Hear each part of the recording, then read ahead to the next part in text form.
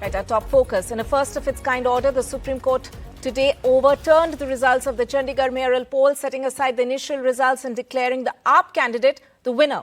The top court held that the returning officer, Anil Masih, had deliberately and unlawfully invalidated 8 votes and is liable to face contempt action. Aadmi Party chief Arvind Kejriwal reacted post the verdict, calling it a win for democracy and a victory for the India bloc. India गठबंधन की ये बहुत बड़ी जीत है, पहली जीत है, बहुत बड़ी जीत है और बहुत बड़े मायने रखती है। एक तरह से उन लोगों से छीन के लाए हम लोग ये जीत। उन लोगों ने तो चोरी कर लिया था ये चुनाव, उन लोगों ने तो वोट चोरी कर लिए थे, लेकिन हमने हार नहीं मानी। हम आखिरी समय तक लड़ते रहे, संघर्ष करते रहे और अंत में हमारी जीत हुई। I'm joined by my colleague Sunil Prabhu, who covered the case for us. Sunil, what tilted the proceedings in favour of Aadmi Party and the Congress, the India bloc for that matter? Bring us the top highlights of the order. Well, right from day one, I think this was waiting to happen. The fact that we saw, the Supreme Court say there's a murder of democracy, the CCTV footage very blatantly showing the returning officer, trying to tamper with the ballot paper.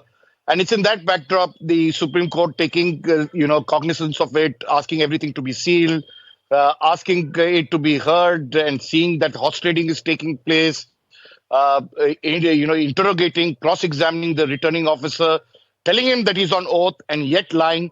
Now they have taken action against him, asked why show cause notice should not be issued and why he should not be proceeded against. And then going through the entire videograph as well as those ballot papers themselves before declaring. And this is the first time, please remember, for the first time, a returning officer has been grilled in the Supreme Court by the Chief Justice of India. This is the first time that the Chief Justice of India's bench has decided the election based on what had happened on that fateful day. And it's on that basis that they have declared the Aam Aadmi Party Congress candidate Kuldeep Kumar as elected. Right. So there are a number of us, and in this case, and it's on that basis that the Supreme Court took that decision. Right, Sunil, quickly for our viewers, what's the next course of action as far as the mayor polls are concerned? Of course, the AAP candidate has been declared the winner, but there's, of course, contempt proceedings which are going to be initiated against the presiding officer. That's, of course, will go through those deliberations. There have been talks of horse trading that is taking place. We'll have to wait and see whether those 3 guys, how they go forward, what will happen in the mayoral, whether they'll move a no confidence motion. Those are all issues that will have to play out. That's politics. But ultimately, today, I think the victory it's a message to the entire country that you cannot tamper with the electoral process. I think that's the most, all political parties, be it the ruling party or anybody else, don't tamper with the electoral process. That's the message from the Chief Justice of India and the Supreme Court. They will interfere ahead of the Festival of Democracy that is going to take place in 2024. Sunil Prabhu there, appreciate you joining us on this top story. Moving on, no end to farmers' centre deadlock over legal guarantee for MSP on crops. After farmers rejected the latest government proposal, they have vowed to resume their march to Delhi from tomorrow. Barricades have started coming up at the Punjab-Haryana border once again. Meanwhile, the Punjab and Haryana High Court has told cops to ensure that large gatherings are not allowed.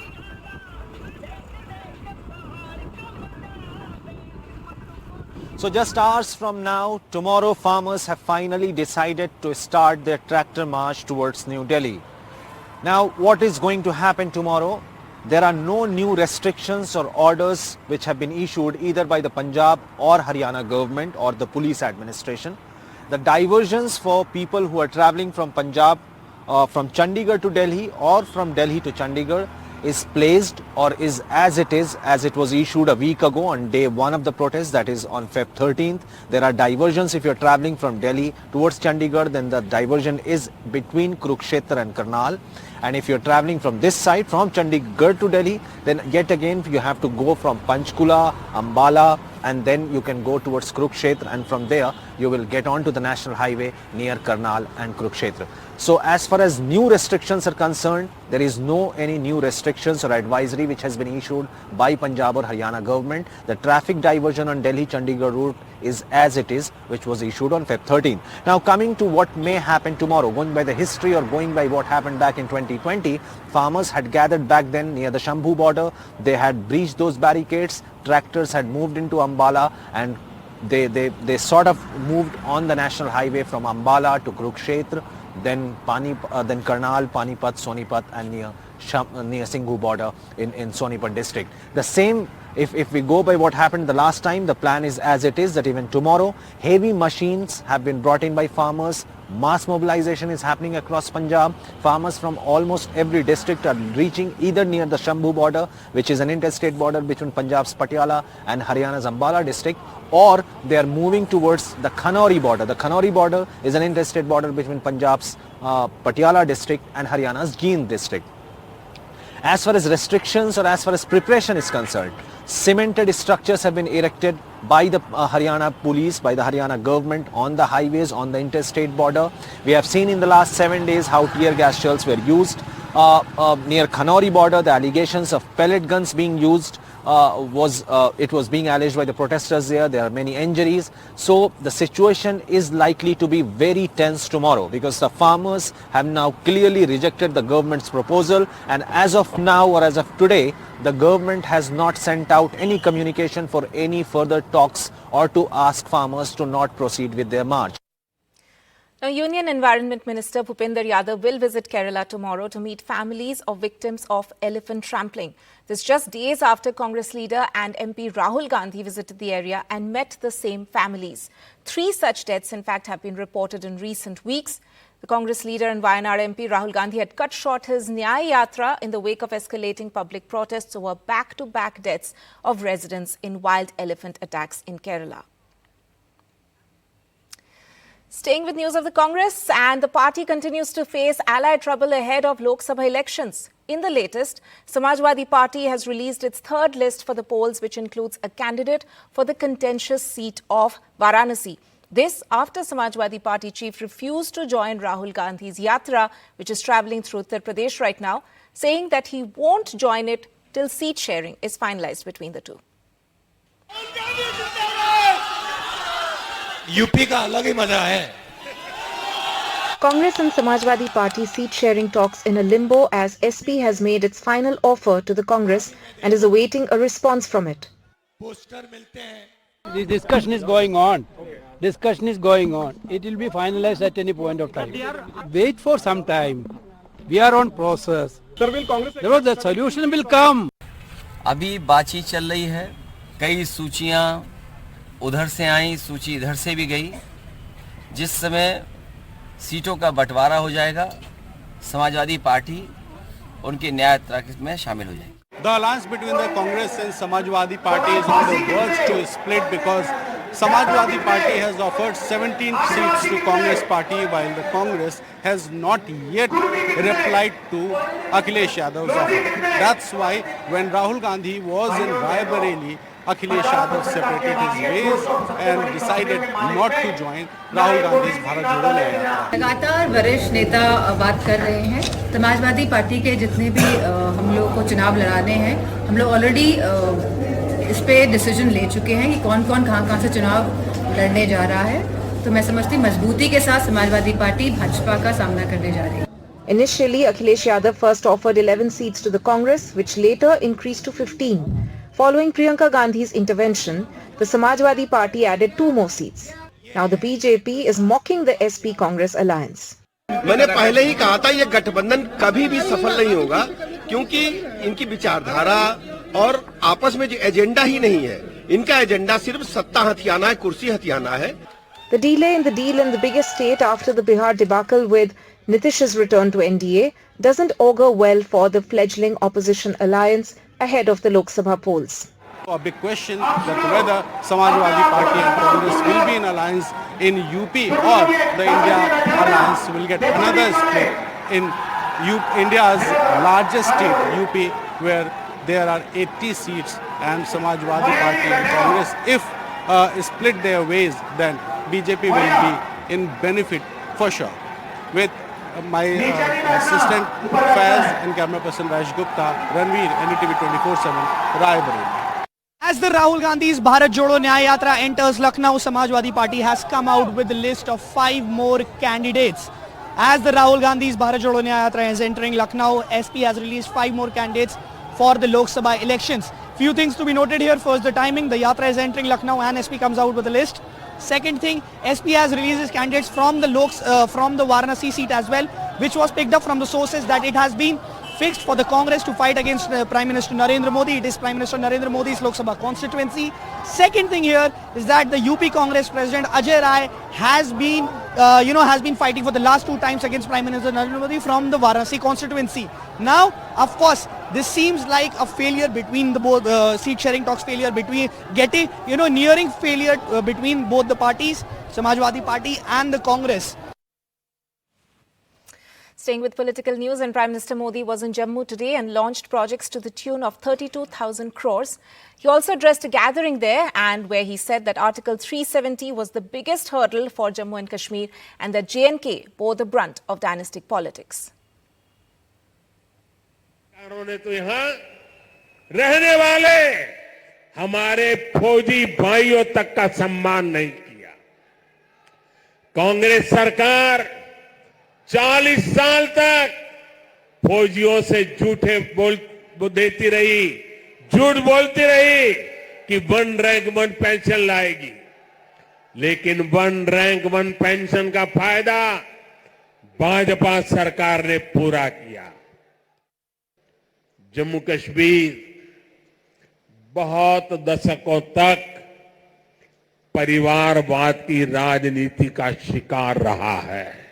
परिवारवाद की राजनीति करने वालों ने हमेशा सिर्फ अपना स्वार्थ देखा है, आपके हितों की चिंता नहीं की है।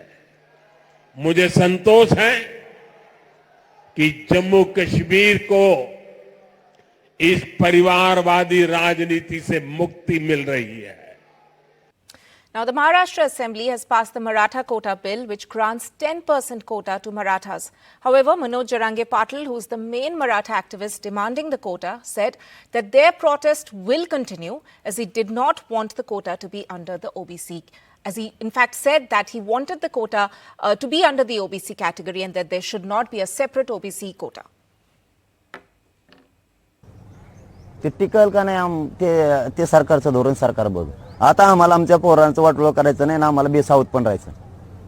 आम्हाला सगळ्या सोयऱ्यांची अंमलबजावणी पाहिजे. त्याच्यासाठी उद्या 12 वाजता बैठक आहे. आम्ही आमच्या पुढच्या आंदोलनाची दिशा ठरवणार आहेत, शांततेत होणार आहे. ते त्यांच्या शब्दापासून हटत नाहीत तर आम्ही सुद्धा आमच्या आंदोलनापासून हटत नाही, कारण त्यांनी अंमलबजावणी करणं गरजेचं होतं. आपण आजपासून सरकारच्या सलाईन फलाईन सगळ्या बंद केल्या. ही तुमची सलाईन लगेच काढून घ्या. आम्ही उद्या त्याला ठरवणार आहेत तुमच्या, कारण आम्ही आमच्या लेकरांसाठी आम्हाला काय मोठं नाही. आज मराठा समाज के लिए एक बहुत खुशी का दिन है. पिछले कई सालों से उनकी मांग थी कि मराठा समाज को आरक्षण मिले और आज ये सरकार ने निर्णय लिया है मराठा समाज को 10% आरक्षण देने का. ओबीसी समाज को कोई भी बाधा नहीं पहुंचाते हुए, अन्य समाज के ऊपर अन्याय नहीं करते हुए ये मराठा रिजर्वेशन देने का निर्णय, बहुत बड़ा निर्णय सरकार ने लिया है. आज भी ये सरकार ने आने वाला पार्लियामेंट का चुनाव निकालने के लिए ये बिल लाया और 10% का आरक्षण दिया. ये कोई भी किसी भी तरह से किसी को मान्य होने वाला नहीं और मराठा समाज को ये बिल का फायदा होगा नहीं. मुख्यमंत्री क्या है, कैसे है, उनका इतिहास कैसे है, सारे लोग जानते हैं. और इसलिए जब तक ये जो बात आज जो उन्होंने कही है वो सामने नहीं आती, और जैसे मैंने कहा कि आज तो उन्होंने डिक्लेयर किया है, हम सारे लोगों ने उनका समर्थन किया है, लेकिन जल्द से जल्द कितने लोगों को कहाँ नौकरियां मिलेगी वो भी अगर जाहिर करे तो अच्छा रहेगा. Now, the face-off over Rajya Sabha seats in Karnataka between the BJP-JDS alliance on one side and the Congress on the other took an ugly turn today, with the Congress filing a police complaint accusing the NDA of bribing independent MLAs in the state. NDTV's Nehal Kedwai reports. Congress leaders filing a formal complaint with the Bengaluru police accusing the BJP and JDS of attempting to bribe independent MLAs to vote for the BJP-JDS candidate Kupendra Reddy, who was fielded as the alliance's second candidate in the Rajya Sabha polls set to take place on the 27th of February. JDS BJP combination has introduced the fifth candidate. The idea is to indulge in horse trading. We have gone to the Commissioner of Police and brought his notice to a written complaint. We are not able to reveal the other details. We will hand it over to the investigating agency. Who has contacted whom? Who has contacted whom? Now, in the complaint, we have named, for example, one Crescent, 37 Crescent hotel owner. We have named him. We have named one doctor. With 46 votes needed for one Rajya Sabha seat, the BJP JDS together have 85 MLAs in the House and are 7 short for a second seat. Despite that, they have fielded JDS leader Kupendra Reddy as a second candidate. Congress with its 135 MLAs is counting on support of 3 independent MLAs for its 3 Rajya Sabha nominees, Ajay Makhan, Syed Nasir Hussain and GC Chandrasekhar. Reddy is known for his money power and influence across party lines, and even the loss of one independent could lead to a loss of a Rajya Sabha seat for the Congress, making it a prestigious battle for the party in its strongest state. They are independent only. We see in Constitution, we can canvass. As per Constitution, we canvassed. Clearly, with the numbers so closely balanced, the Rajya Sabha polls on 27th of this month is likely to be a high-stake prestige battle, and one that will test the ruling Congress in what's arguably its most powerful state. In Bengaluru with Veera Raghav and Nihal Kidwai, Bureau Report, NDTV. Another tragic student suicide case being reported from Rajasthan. The body of a 16-year-old IIT JEE aspirant has been recovered from the Chambal Valley in the state following an intense week-long search. This marks the 5th such student death this year from Kota. The student, missing since February 11th, was last seen entering the forest area near a temple in a security camera footage. He left his hostel on the pretext of an exam. The coaching city of Kota, once again rocked by suicide. 11 days after he went missing, the body of 16-year-old Rachit was found in the forests of Mukundara on the outskirts of Kota. Since he went missing on the 11th of February, the police had very few clues to trace him. His shoes and bag placed outside a Shiv temple in the Chambal Valley. After an intensive search operation involving the SDRF, drones and 70 police personnel, his body was recovered from an inaccessible part of the forest. 9 दिन तक लगातार रचित का ढूंढने का हमारा प्रयास रहा था। जो लग रहा था वो यही लग रहा था कि उसने ऊपर से कूदने का, जो नीचे कूदते हैं तो उसमें बीच में उस चट्टान और पेड़ के मतलब उसमें वो बीच में आ गया, वो छलांग नीचे तक नहीं लगा पाया। कल ही टीम गठित कर दी थी। But what's worrying the police is the search for another boy, Piyush Kasania, who went missing on the 13th of February. CCTV footage shows him leaving the hostel and heading for the railway station. But after that, he left his bags at the station and disappeared a day after his exams. And clearly, it's the pressure of exams, tests and studies that is taking a toll on these students. Piyush's parents have been camping in Kota, hoping for some news of their son. Last location जो उसकी दिखा रहे थे पहले, जो police से हमें जानकारी मिली थी कि उसकी स्टेशन के पास लास्ट लोकेशन मिली थी। बस इधर से एक तो एलएन की तरफ से कोई रिस्पांस, मतलब कोई बंदे ने कांटेक्ट नहीं किया कि हमारा बच्चा गायब है। ये सबसे बड़ा इशू लग रहा है मुझे तो। There have been 5 deaths by suicide in Kota this year. One child is still missing. A young girl was gang raped. These are signs that children are alone and vulnerable in Kota and they need help. But somewhere guidelines to make Kota a safer, happier place are not being implemented on the ground. With Shakir Ali in Kota, Harsha Kumari Singh, NDTV.